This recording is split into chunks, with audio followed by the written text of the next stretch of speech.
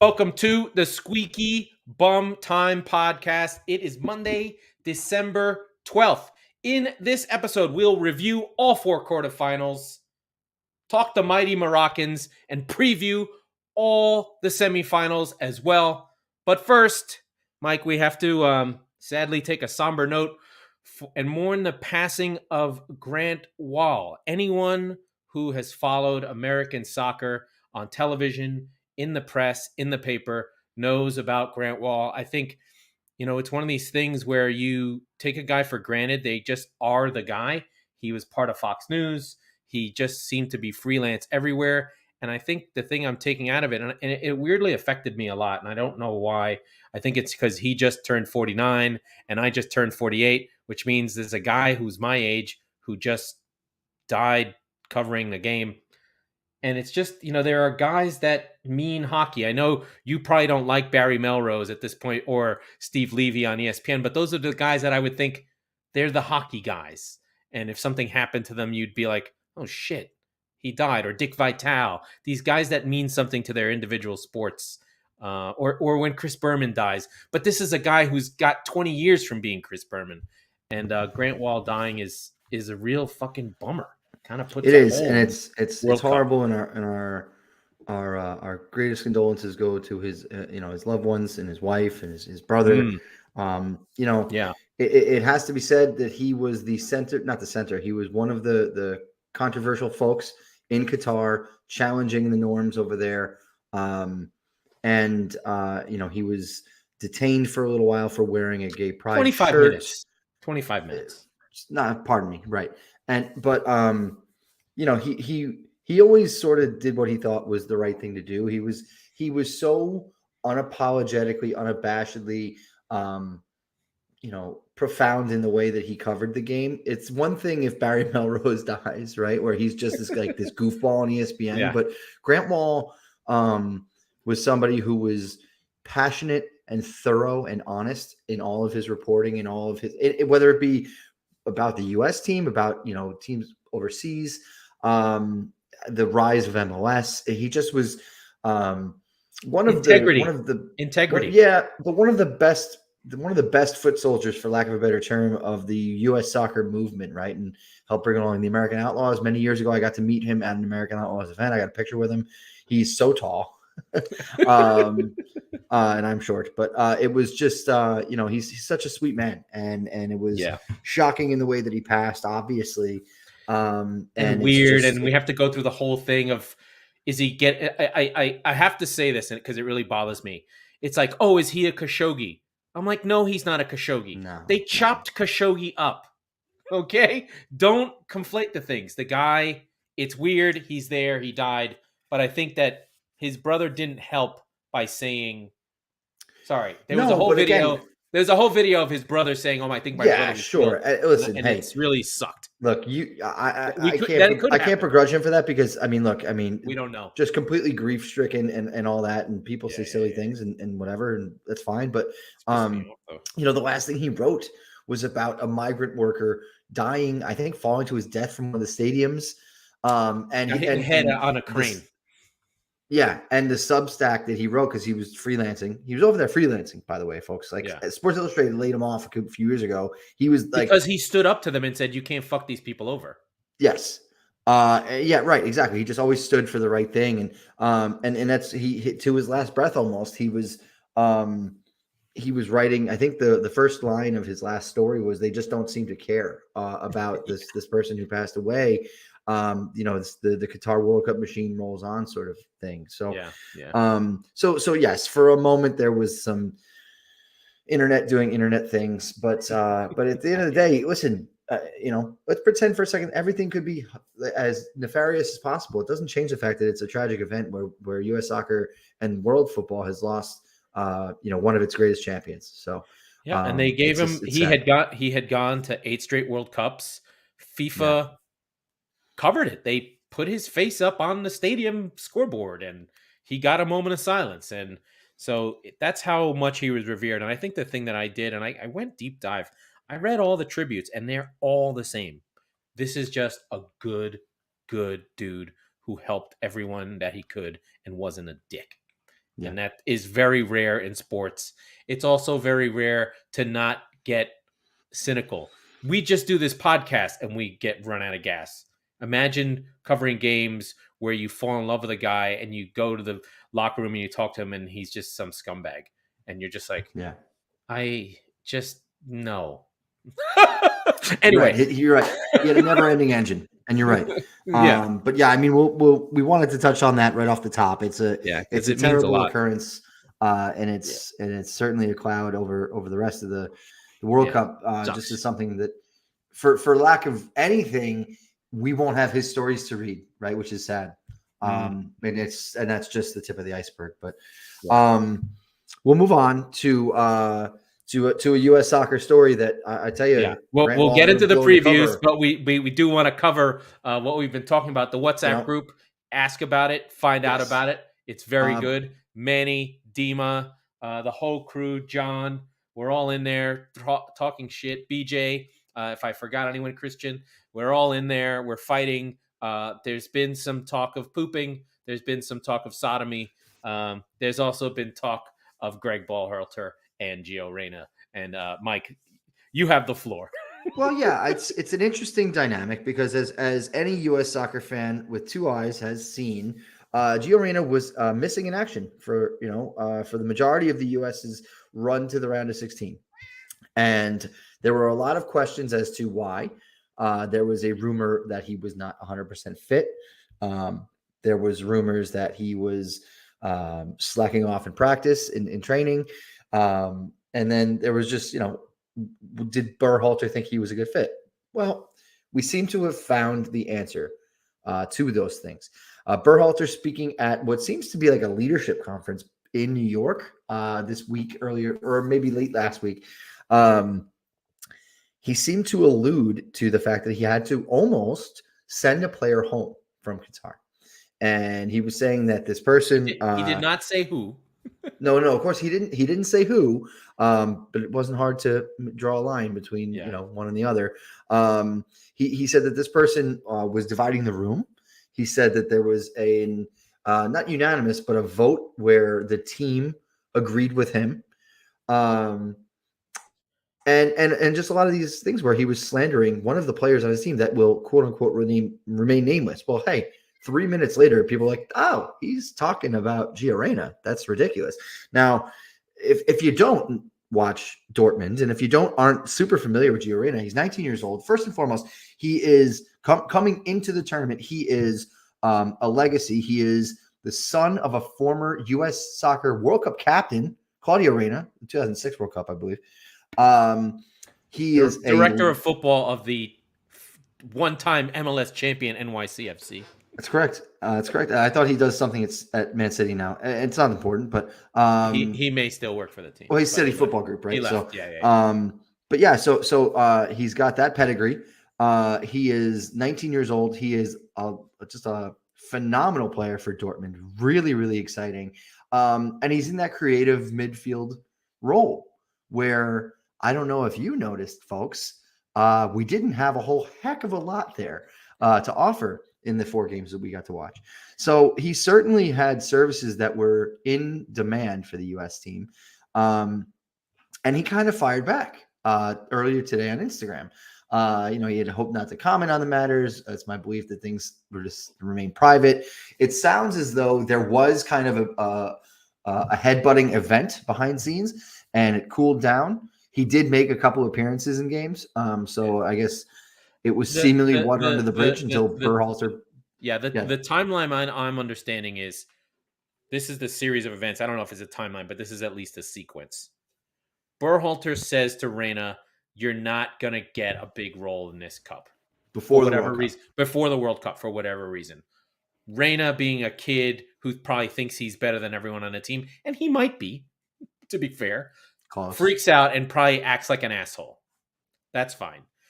Berhalter, I guess, talks to the internal team. This is where the vote part comes in. Right. And from his internal team, they vote whether they want to kick him off the team. The backroom staff, his assistant coaches. The players. So this was a point of contention. The players did not have a vote on this. And then he's allowed to stay. Reyna is then asked to apologize to the team. Whether that's to the team or to the backroom staff is unclear, and then they kind of go on from there. I do think, and we've been killing Berhalter, and Berhalter has a lot of problems, but I thought that team played well, and that England draw means he doesn't get fired in my book. But I think the thing here is that Reyna is very, very injury prone. He has glass freaking hamstrings. And I think, I'm just trying to put myself in Berhalter's head. He probably thought, he can't go when I need him to go. I need him running full speed all the time. He's not Pulisic, who is the captain of the team or whatever. And I'm going to find spots for him when I need him. And I'm going to tell him that in advance. And that's the problem, right? And he tried to hide it by saying injury stuff.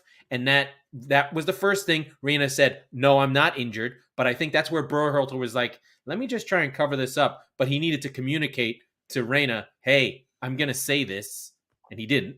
So we had that first discrepancy. And so that's where the U.S. men's national team is. There is a story now. Herc Gomez on the Football Americas. You know, they cover MLS. They come with the U.S. national team. He's not in Berhalter's camp. And he's already like, can the players trust Berhalter? Right. Is this the end of Berhalter? Mm-hmm. That's and that's what I was going to say. Like you said, the England draw means that he's probably going to stay. Well, he's out of contract right now, right? No, but he should stay, in my view. Okay, but now he's in trouble. My understanding was, and I didn't realize this until earlier last week. Like his race has run. He is up for a contract. He's currently unemployed technically, right? He's the acting U.S. coach, if you will. We don't need one right now. So, and we don't need one until 27, the summer. Yeah, the team can just go by themselves. We'll get into that in a second. We'll get that in a second. But we don't need one until the summer. We don't, or at least probably the March next is the next one. I can't imagine they have a January date for FIFA. So the question becomes, why did he do this, right? Why did he make the statement at this leadership conference? Well, you could argue that this is him trying to say, hey, we had a difficult situation. He was under fire from this show, from everybody who was like, where the fuck is Gio Reyna? I think I said those exact words more than once during our World Cup shows. He was basically trying to nod to say, this is what I was dealing with, right? That backfired. I think it could have backfired, and Herc Gomez apparently agrees with me. I think that could have backfired enough to get him out of a job.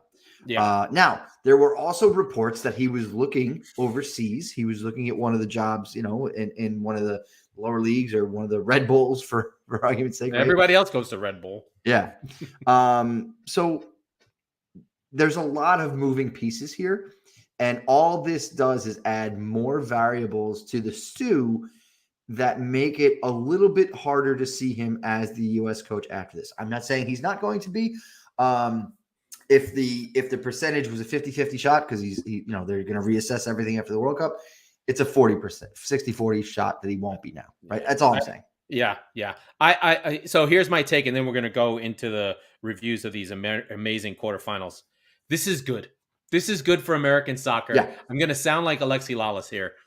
It's good that we're actually getting upset at our coach and want to fire him, and upset about selections, and upset about whether he should be there or should not be there. In other countries, the coach quits immediately after a disappointing loss, right? We saw Luis Enrique is like, oh, I lost to Morocco, I quit.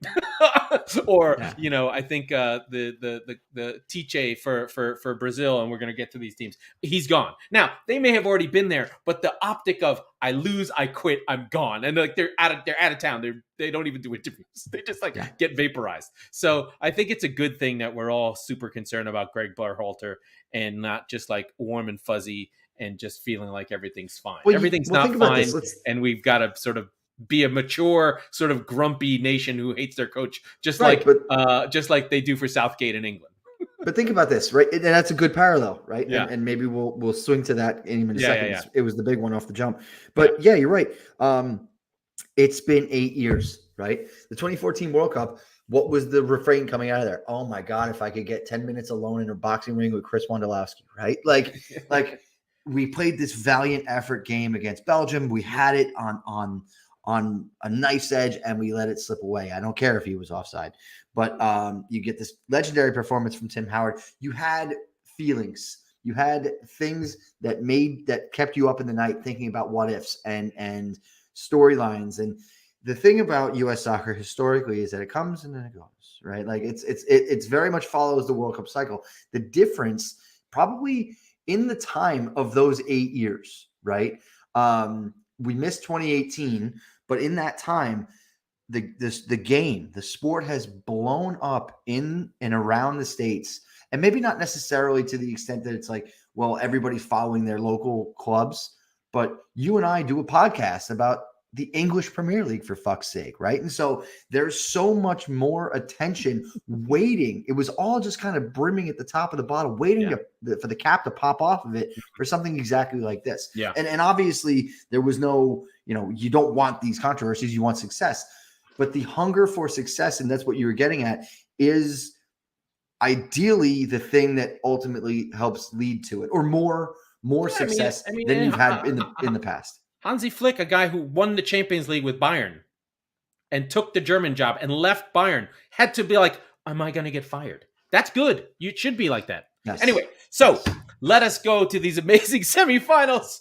Where do you want to go? Which one do you want to go to? The quarterfinals, excuse me. And then we'll get to the semifinals that are, sort of, we just going to we tell you what they are and what's at stake. But, we had on Friday, we had the double penalty games with the South Americans going through, teams they should have beat, but holy shit, was that petrifying. And then we had the Battle of Hastings with William the Conqueror defeating Harold again. That happened, and in the form of Kane, sadly. And then, we had mighty Morocco. I mean, every single one of these games has a storyline, and we just need to pick one and start. So yeah, you have to start with the main event. You have the floor. Right? You have to start with the main event. You have to start with England, France. Because as wild as the other three games were, this was it was, and I'm not a big UFC fan, but it was almost like there was a great UFC card, and the title fight was just things that people will talk about for decades, and it probably will. Yeah. I thought it was a tale of two halves. I thought France were the far better side in the first. England, for me, were better in the second. I thought Bellingham was good. Saka was great. Harry was doing things in and around. He was pretty much the entire. You had Saka creating like opportunities but not getting shots. I think Bellingham had the only shot on target not from Harry Kane the entire game. Yeah. So it was a bit of a title fight back and forth. You had Mbappe for the most part subdued. Quiet. Yeah. I mean, I thought they did a good job. They always doubled and didn't really leave. Kyle Walker you have to say,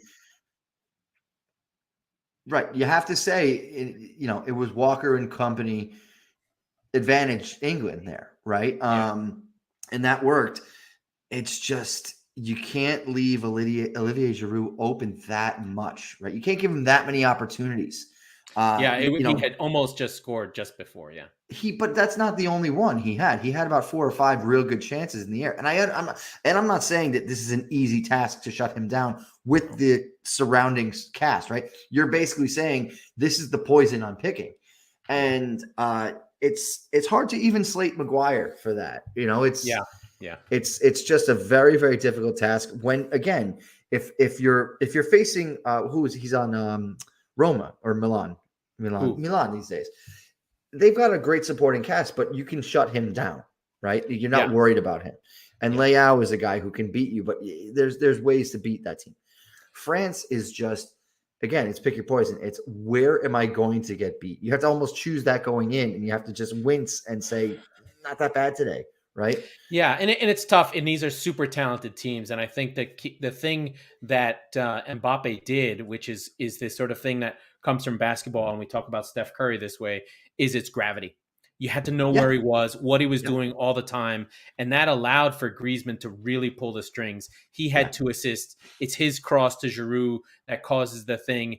Tchouaméni takes an incredible shot. The goal that France scores early in the 17th minute is an incredible shot, but it came after a scramble. Where is Mbappe? He cuts across the box. They do get back into shape, but it's a little bit of space. And I'm not saying that Bellingham had a problem, but it was a moment of reset on the box. Like they were attacking England. And I think the other piece that I want to sort of call out is like just so many good performances. Declan Rice was just everywhere, picking up the ball, moving it forward, getting England into attack.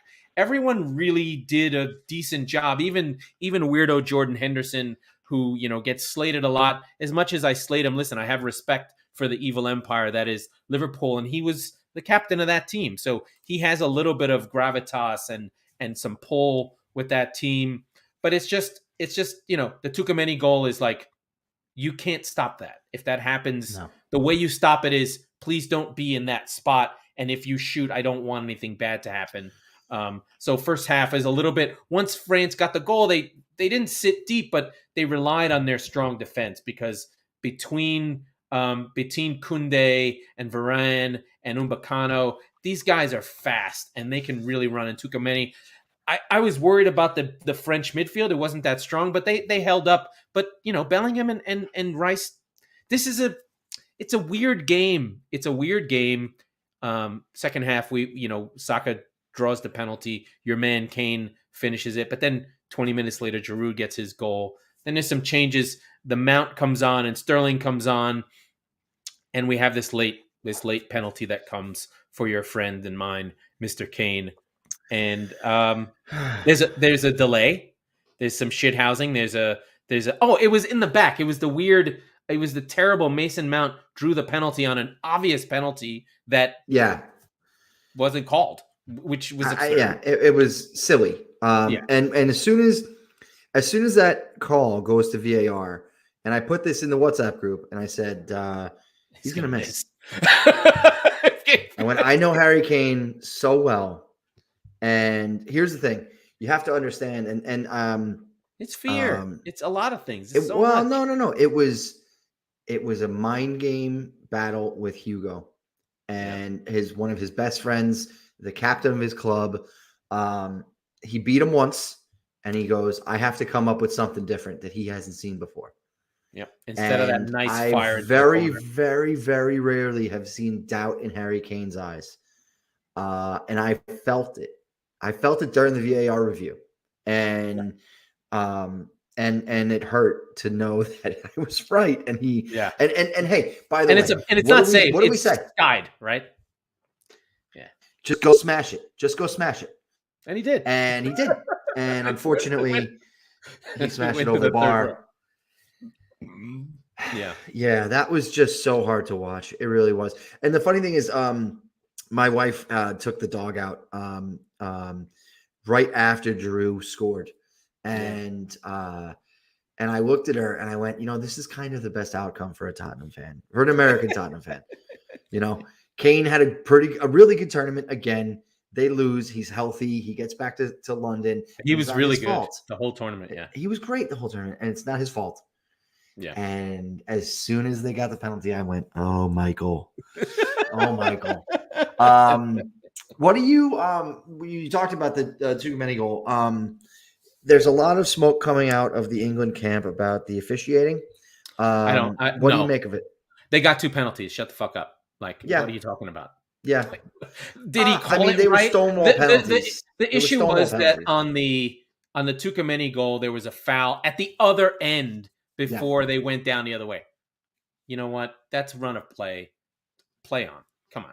Don't. Yeah. I don't. There was a lot of foul at the edge of the box, which we were talking about at the time in the group, where it was clearly a foul. I never saw a replay. No, it was a foul. I promise. But it was on the edge of the box, but not in it. And it's one of those where it would have been a penalty, but now it's not a foul at all. Now, look, that's not a problem with the refereeing. I suppose it's a foul.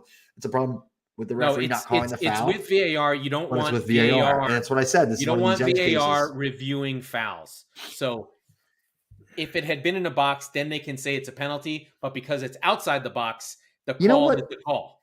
I'm not going to agree with you on that. I'm going to say I think across the board, I agree, right? But what VAR needs, and our American listeners will appreciate this, and I apologize for the reference for our British fans, our British listeners. They need a Buffalo Wild Wings button where they go, hold on a second. That deserves another look, right? Like where it's just basically chaos. Here you go. Because that was a foul. And maybe nothing comes of it, right? It's a on the side of the box. So it's not even like you can take a free kick directly on, probably. It's less pressure. It's pressure on France. You've got to handle it. Yeah, listen, I don't think England was hard done. Like they got 2 penalties. Now, both those penalties had to be reviewed, which is absurd, right? Like that one in the back. Part of like, listen, as much as I hate VAR, that one in the back. The first one, Saka's penalty was straight. The one in the back, the Mant one, he wasn't going to call that, which is bonkers. I know. So anyway, Kane misses, and then England I do give them credit. They do battle back. They do get a free kick right at the end of the game. And, Rashford shoots it just over the bar. And I think the key thing here with narrative was this was for the English. Like I listened to Gary Neville. I listened to TalkSport. I pick up all the things. The narrative here is England played well.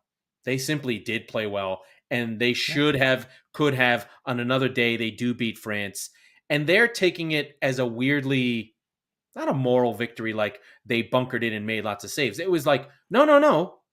They were there for the taking. And that's kind of probably what's frustrating is like, we could have won this game.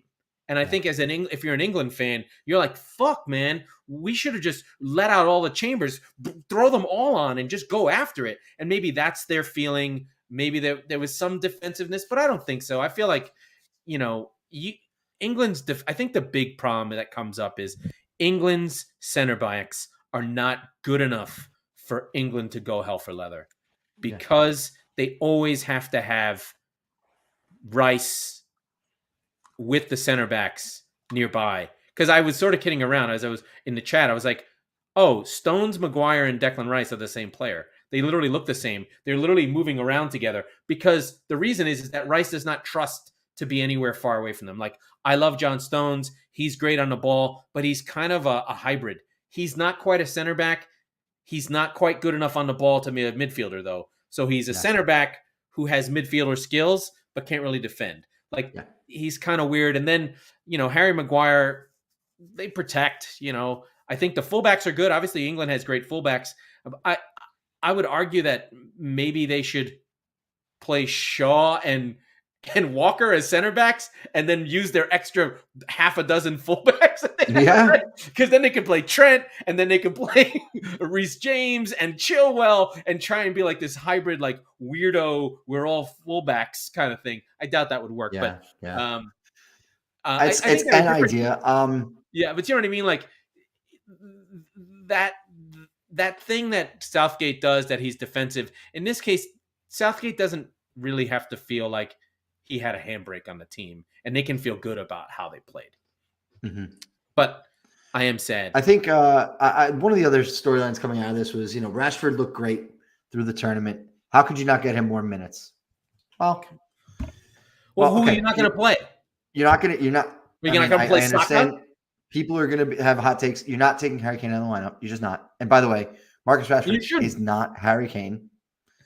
He's not Kylian Mbappe either, according to Ten Hag. I saw that. You've got Saka and Foden, right? You can't take them out. You can't. It's hard. It's what they call a good problem to have. Yeah. And if it doesn't go your way, it's one of those things you go, well, woulda, coulda, shoulda. Not really. What? Because he scored a great free kick against Wales. Yeah. And when we're talking about subs, we're talking about 10 minutes here, 5 minutes there. You hope for a change. Do you hold Foden back so that he can come on and change games instead of blah, blah, blah, and this and that? Listen, England are fine. I don't think there's anything more to say. The question is do they stay with Southgate? He's sort of taking he's slow rolling it. Who's their next coach? I don't know. If you would have told me that England would get knocked out in the quarters by France, then they play well. Not even, but not just if England lose in the quarters, Southgate is getting tarred and feathered, and his family is being run out of the country. Right? It's actually interesting to see sort of a measured approach from the English media, and yeah, they're not. I will say this because they played well. Less. I mean, Twitter is a fucking dumpster fire, but less hatred at Kane than I expected. I will say that. Oh, there's a lot of. Have I missed it? It's Spursy. It's how could you expect someone from Spurs who's never won anything to win anything? Oh, now England are Spurs. I'm glad that I'm glad that I've curated a fantastic Twitter feed then. yeah. There's a lot of Spursy. The Arsenal fans are blah blah blah, but they shouldn't be because whatever. But let's move on to where do you want to go? Do you want to go to the South Americans or do you want to go to the Morocco, Portugal? Let's go to the South Americans, and we'll wrap back around to Portugal. Okay, I want to go to Argentina because that game was weird. So Argentina really bossed this game. Van Gaal, all his talk of kicking the Americans' ass. Argentina are not the United States, okay? Fucking tactical genius.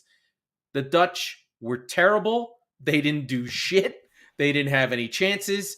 Lionel Messi scores a penalty early. They get another goal from Acuna on a pass by Messi that is like interplanetary, act insane. Like, how did he see it? How did he do it? It was one of those things where, like, that fucking guy. He can do that. I think as much as I love Kevin De Bruyne has never made a diagonal through ball through 7 people. 4, but 7, no. So it was one, and he looked up. You could see him see it. It's an incredible ball, and the finish is fantastic. So they're cruising. Everything's fine. Argentina is cruising to this thing. No problem. Van Gaal, in his great wisdom and his Dutch beautiful football, we only play total football, goes, you know what? Here's this for total football. Give me 2 6'5" guys. We're going into the box. We're crossing it in. Weghorst comes on. Luke de Jong comes on, and it is on.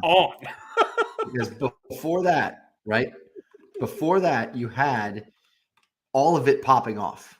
Right? Oh, there's a lot of shithousing going on. There's a lot of shithousing. There's a lot of craziness where I'm blanking on who it was. I think it might have been. Oh, not Tagliafico. It was a younger guy. It was Fernandez, I think, or Fagundes. Can't remember his name. Enzo Fernandez, I believe. Yes. I think it was Enzo Fernandez.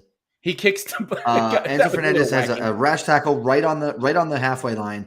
That's a yellow card challenge, like Stonewall, right? It is a yellow card challenge. He gets up, and by the way, it's right at the part of the field where the Netherlands coaches bench is. And we have shades of Roger Clemens here because he gets up and he just rips the ball at the bench, at the Netherlands bench. The Netherlands bench is completely beside themselves. They come storming out on the field. We've got a bench clear here, folks. And it's not quite a bench, an old brouhaha, but there were some real good shoves. And the best moment of the whole fracas, if you watch and go back, Virgil van Dijk, I believe, to Fernandez, gives him what would only be considered a Scott Stevens work of art, open ice check, where he just locks his arm into place and throws his shoulder into, I believe Fernandez is just chest bone. Boom. Yeah. He goes down like a sack of hammers. And there's a lot going on. I did bury the headline on the 17 yellow cards and the referee. Okay, but so now let's dissect this for one more second. Fernandez creates the initial foul, should be a yellow card. He kicks the ball at speed at the opponent's bench. It hits a chair. I did check on it. Okay, it didn't hit anybody. Okay. I don't think that should matter. That should also be a yellow card, folks. For those of you scoring at home, and then I think Messi should have been sent off too. There was another one. No, I don't buy that because he that's like a fallacy of the predetermined outcome, right? Like he wouldn't have gotten the second yellow card if he was on the first yellow card. You know what I mean? Because he was like wasting time or something. There's a lot of shithousing going on in this game. Oh, a ton of it. Yeah, but the referee is causing half of it. Yeah, he's demonstrative. He's and if you've watched a Champions League game and you've seen this guy Lahore, Pep hates him. All refs hate him. They all complain about him. How this guy keeps on being able to be in these things is beyond understanding. But he's there. He's causing a fucking ruckus.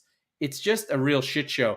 But I think the best part about this is Weghorst does come on the football side, and the Dutch just abandon all principles, and this game becomes a bombing assault, nothing like the Blitz of England or Dresden. It is bombing the ball, crossing second balls. Lisandro Martinez is under some serious threat. I mean, he's tiny. He's got Weghorst there, and it's nuts. Weghorst does get the first goal, which was like, oh, wow, look at that.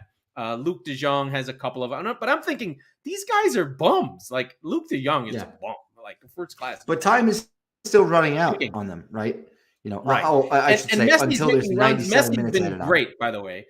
There are 10 minutes added on, 11 minutes added on, and there is a free kick at the edge of the box.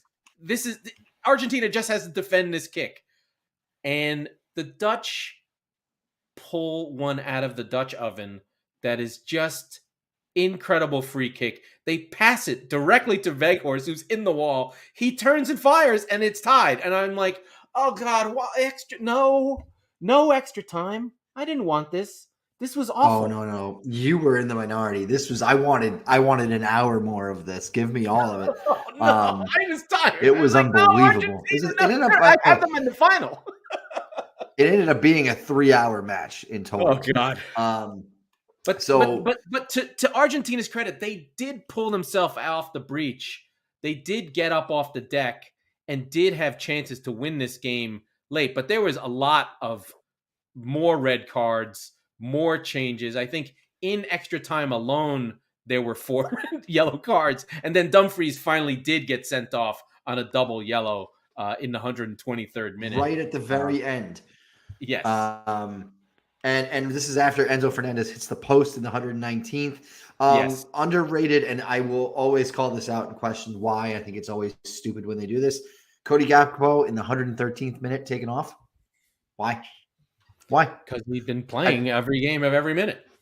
Sure. But if he's one of your guys, he should be trusted to take a penalty. That's the hill I will die on. I understand he's tired. But nonetheless, we go to penalties. And my friend and yours, Emi Martinez, is staring down the Dutch. We talked about it. I fucking love that guy. Who did we cite? We talked about him in the Copa America. They brought it up on the broadcast, but we had a whole thing about it when he did that to Colombia. And he made 2 saves. Van Dijk and Berghuis. And then I think that kind of really just sells the whole thing at that point. Right. Well, once Paredes scores, that was who it was, Paredes, who with the whole brouhaha. Paredes scores the second one, and you're like, all right, you're not coming back from 2. Enzo Fernandez does miss, but Lautaro Martinez, who you were giving shit to, he did. He finally puts away the final winner. And you think that that's everything, right? Nope. The teams pop off again because it's I didn't even actually see who started what, but it's the Dutch bench. It's Van Gaal and Edgar Davids yelling during the huddles before the penalties, saying, "We're taking them to penalties. We'll beat them in penalties." And Messi's like, "You disrespect me." I'm like, dude, what did you think they were gonna do? And he's yelling. They're yelling at each other the whole game. It's great. It's Argentina. It's the Dutch. I mean, what else would we get? But I will say that it's really the last half hour to an hour of this game that really kick off. If you saw the Messi pass, that would have been fine. But then the tension and the energy, it was breathless stuff. Wow. It was bonkers. It wouldn't be Argentina versus the Netherlands without it. They have a secret. Now they really do have a secret, not so secret rivalry that we hope that they play each other again and that things go off. And again, another one, Van Gaal quit, career over. Well, he did have cancer, but that's okay. So Messi is now 2 wins away from full GOAT status. He's at GOAT status for many, but I think if he gets the World Cup trophy, it is GOAT or bust for Mr. Messi. Sure. Speaking of South Americans and penalty shootouts, we go earlier in the day, Croatia and Brazil. What we thought was going to be an instant classic turns out to be one of the less memorable games of this weekend. Croatia outlast the Brazilians in penalties. But how about the resilience of going down in extra time? First of all, playing them the way we knew that they would, right? And somebody here said 0-0 in penalties. But playing them all the way down to the bone, and then is it it's not yeah, that's right. In the 105th minute, in the first half of extra time, gives Brazil the lead. Now Croatia's on a great goal, very cool at this point. There's no they both are. No way. There's right. And come on, they take Brozovic off for Orsic. They bring on Budimir as well for two more attacking players. Orsic ends up being the one who assists to Petkovic, the tying goal in the 107th minute, just before these to breathe life into why Brazil are lifeless. Why Brazil are still attacking is beyond me. Like, you're up a goal. What are you doing? It was bonkers. Yeah. One move, right? That's all they know how to do. I think that the thing about this game, though, they go to penalties, and it's what you got? Oh, nothing. I think that we have a little bit of a time delay. What I was going to say was just this game, like, if you look at the stats, that Croatia had 50% of possession. How that's possible against Brazil should have never happened. But to your point, the penalties are they're just heartbreaking and amazing. And Croatia's goalkeeper made like 11 saves, and he's probably the Livakovic is the hero again. He makes 2 saves on Rodrigo and Marquinhos. Marquinhos at the goal. Sure. But that was a good taken penalty. Just rings off the bar. There's a freedom that Croatia plays with that is so enviable in these big spots where they're like, what happens if we lose? Nothing, right? Like, if Brazil lose, they're all going to be in trouble. Like, they're all going to get, arrested for tax evasion or something crazy. But yeah, it's you can tell that they play with the freedom. They can tell they play with the confidence that their keeper is going to get them one, and they just need to hold serve, right? Whereas a lot of the times, if we watch takers in that spot, they feel all the pressure. But Croatia's like, hey, let's go do our business and let our guy do his thing. I think Croatia is now in, like, over the last 2 World Cups, they've won 4 out of 6 on penalties. Yeah. And they just, like, I think that the thing is, like, and this is one of these things that I've slowly had appreciation. I kind of forget. It comes in and out because it's these things that you don't notice unless you really pay attention, or you want to pay attention to it, because, soccer can have these weird flows. But if you just look at what Luka Modric is doing all these games, he's just fantastic. They can always throw him the ball. He drops deep in between the center backs. Then he's on the freaking wing. Then he's in the attack. Then he's putting the ball around the corner. And he gives them a confidence, like you were saying. They know they can just give him the ball. They're like, I'm in trouble. Fire it to Luka. He takes it down. He does those outside of the boot passes that look like they're easy, but then you think, no one else does that. It must be hard. But what that does is that it just wrong foots defenders, because they're trained their whole life. They're like, when a guy is standing like this, he passes like this with the inside of his foot, or maybe his left foot, but he'll take his left foot and make a right-footed pass, if you will. So everything is disguised. You don't know where the ball is going to go. It goes around the corner, and all of a sudden they're on the other side. The only thing Croatia are missing is Mandzukic, right? They're still missing a striker, but that midfield of Brozovic and Mateo Kovacic, who, if you watch Chelsea, he's what makes that teams go. You can give him the ball. Now, is he a great through-line passer? No. But now I know why. He doesn't have any practice because there's no one to pass to there or at Chelsea. So he's able to take the ball and run with it. And so the idea that Croatia against the mighty Brazil had 50% possession is mind-boggling. Like, this is Brazil. They shouldn't have they're not sitting deep and absorbing pressure. There's whole parts of the game where Croatia's just passing the ball around. And Brazil's like, wait a minute. Mm-hmm. We weren't designed for this. We're not supposed to be able to do this. And I couldn't say how happy I am for Croatia. I loathe Neymar. I mean, if there's a player that I never want to win anything, it's Neymar. He's a whiner. He didn't take a penalty. You look at Van Dijk for the Dutch. He took a penalty. He missed. He's the captain. Messi, he took the first penalty. He took the penalty for his team. That Neymar did not take his penalty is just an indictment on him, an indictment on passing the buck on your teammates. Like, here's Rodrigo. He's 20 years old. Like, what are you doing? At the end of those penalties, he's crying. What, you're crying too, but you're supposed to be 30 years old and the captain of Brazil. What are you doing? Like, I know. Now it should be said, I'm sure that he was going to take the 5th spot, right? But that's not a given. Yeah, that's not a given. So for you to do it and say that want to be the poster child, that's absolutely ridiculous. You get out there and you go, we're not going to miss the first one because I'm going to take it. Well, the other thing is they changed the rules in FIFA. It's not fixed. You can change who takes the penalty anytime. You're behind. Well, the players decide more or less, right? Like it used to be that it used to be that if you wrote it down, it was fixed. Right. And they've changed it where the referee doesn't care. He's just, oh, you're taking it. Go ahead, go. Yeah. So, that he didn't see that his team was down and find it within himself to go take it. Now, the argument will be, if you don't want to take it, don't take it. There's a lot of strikers who don't want to take them. You think about, they're just players who just don't. But then don't hide. Then get out of the spotlight completely.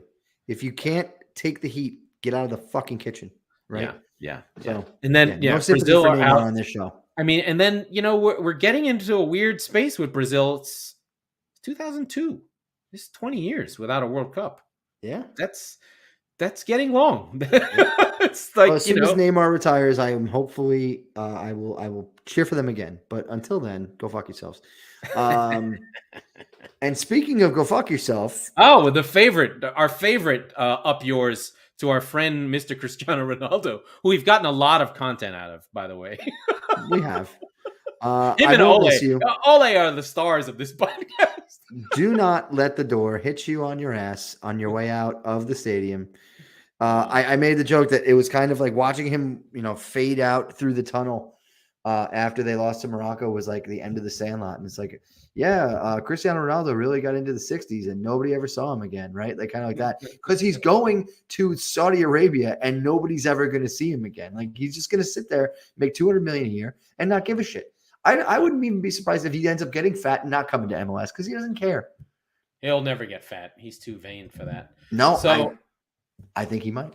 So I have to be completely honest and frank in that this is the first game that I watched of Morocco straight through. I mean, I had read about it. I watched the highlights, but highlights don't really do Morocco justice. This was a team that played with force.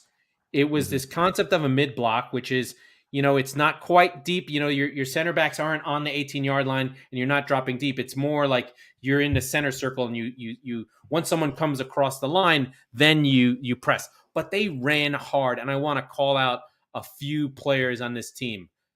Amrabat, Hakimi. The other fullback was incredible. Atia Allah. He's not even in a top 5 European league, and he is a murderer.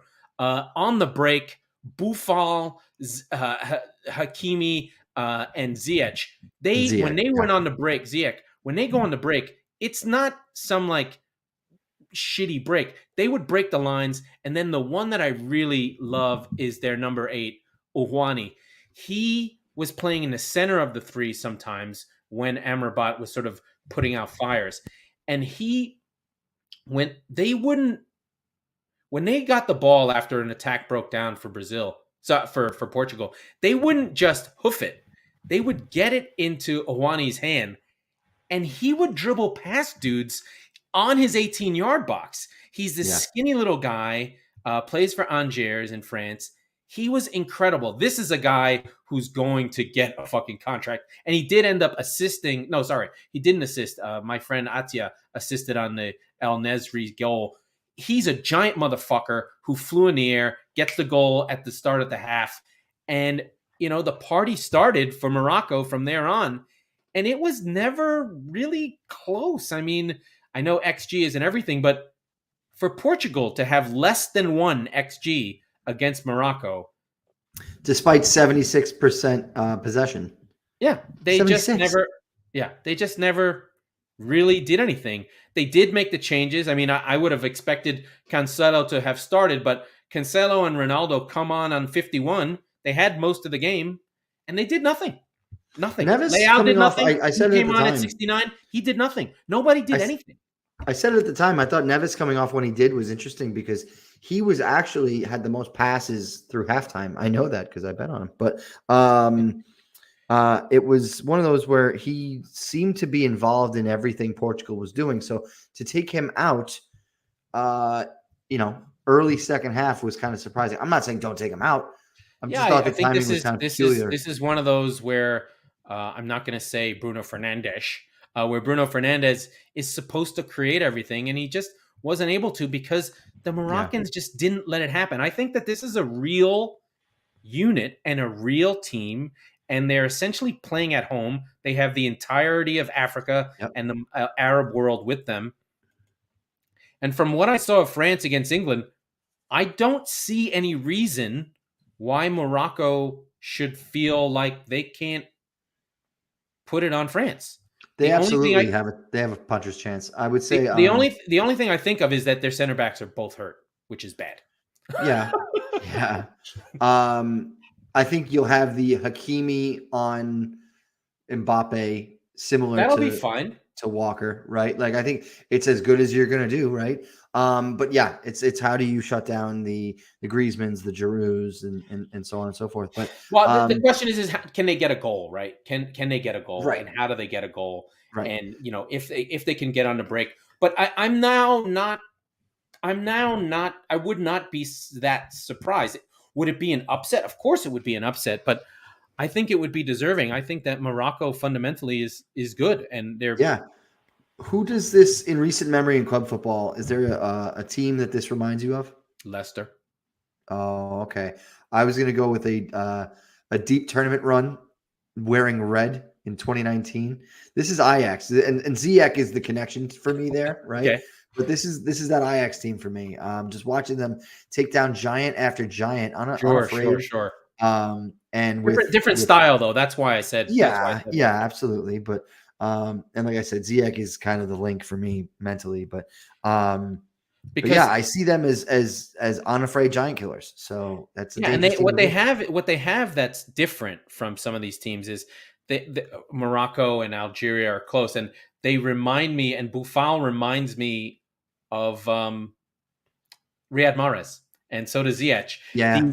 These North African flair players who are street ballers, effectively. Yeah. They're poor. They're from poor neighborhoods, poor towns, and they play in the street, and they have a flair for the dramatic, and they'll do a behind the leg thing. And when they're on the break, and they need those moments when their team defending, they don't get the ball. Someone gives them the ball, and then they're closed down. They have the trick to get out of it and then release that ball out onto the wing, and the whole thing goes on again. Or get fouled and take the pressure out. But in club football, coaches don't like it because sometimes they make a mistake and and whatever, and they get annoyed by that because whatever reason. Like I know I get annoyed with Riyad Mahrez when he checks back 5 times and tries to take a left-footed shot. I go, what the fuck are you doing? Get rid of it. They know. But when there's 3 of them and that's the whole purpose of the team, then it makes more sense. And they've got the big man striker. Their striker has indeed had an 18-goal season for Sevilla, so he's capable of it. So they can do it. And then I think the other, if we gonna go, it's tough to do these predictions because it's so difficult. They're all just around narrative. You've got 2 heavy favorites. Here's what it is. You've got 2 heavy favorites, and you've effectively got 2 teams that live to ruin favorites' day, right? Like you have Croatia, who has gone through, hell and high water to get to the semifinal again, right? They survived Japan, of course, but they got through Brazil, and in the group stage, they were fighting like hell. You've got Morocco, who we've already chronicled, went through Portugal, went through Spain. So France and Argentina are certainly on upset alert, to say the least. I have to think that there's a certain amount of destiny in the Argentina side. We saw it at Copa America. We saw that the will to do it for Leo. We've talked about it on the show. Is strong, but at the same time, they gave up a 2-goal lead to the Netherlands. So I'm kind of two minds there. We saw Croatia pull it back against Brazil. I love both of these teams. My heart tells me that Croatia they're going to run out of gas a little bit here. All of the extra time, all of the penalties. It seems like their slipper is going to, it's going to fit one last time, but then it's going to turn back. The carriage is going to turn back into the pumpkin. So I like Argentina to nudge ahead there. And then it's hard to say the words out loud. I think Morocco can beat France. We just talked about it. There is an opportunity for them to take this game. But if you say those words in succession, in a full sentence, period, stop, you sound like you should be in an insane asylum. This French team, never mind the fact that they're defending World Cup champions, they're getting contributions from their entire attacking band.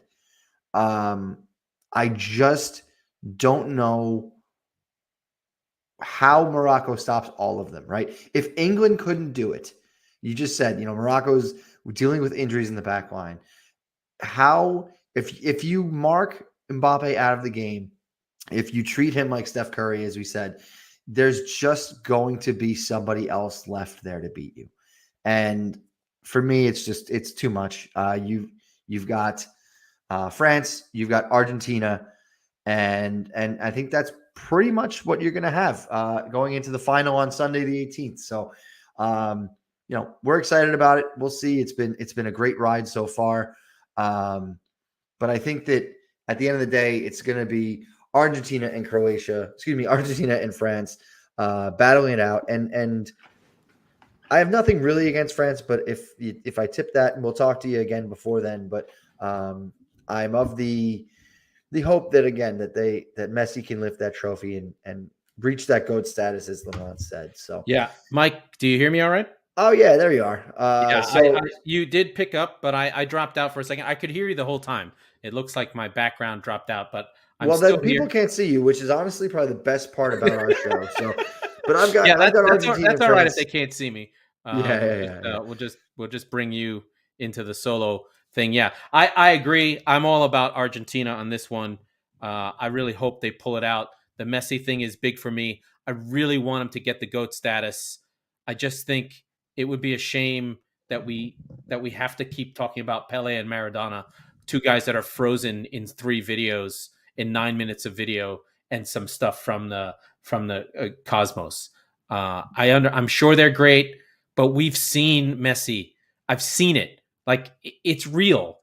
And when he gets that cup, it's gonna be solidified as him as the greatest of all time. He's just done it by himself so many times. So I just want I want him to get a little bit of help this time. And then to stick it to Ronaldo as Ronaldo fades, yes, as he's trying to hang on one more. It's kind of like it does give me a little reminiscent of like Nomar washed up on the Cubs trying to hang on. You're not in the conversation anymore, Nomar. You're not with A-Rod and Jeter. Yeah, you're gone, buddy. You're done. Laurent said something almost adjacently nice about Derek Jeter, so that's how I know it's time to go. Laurent, let's get the fuck out of here. That was the Squeaky Bum Time Podcast with Mike and Laurent. We are members of the Chop Sports Network. We record on Mondays, Tuesdays, Thursdays, Fridays, usually one of those days. So be sure to subscribe wherever you get your podcast so you never miss an episode. And if you're listening on Apple, please rate and review the show. It makes a difference. We've enjoyed this tremendously, and we'll speak to you soon.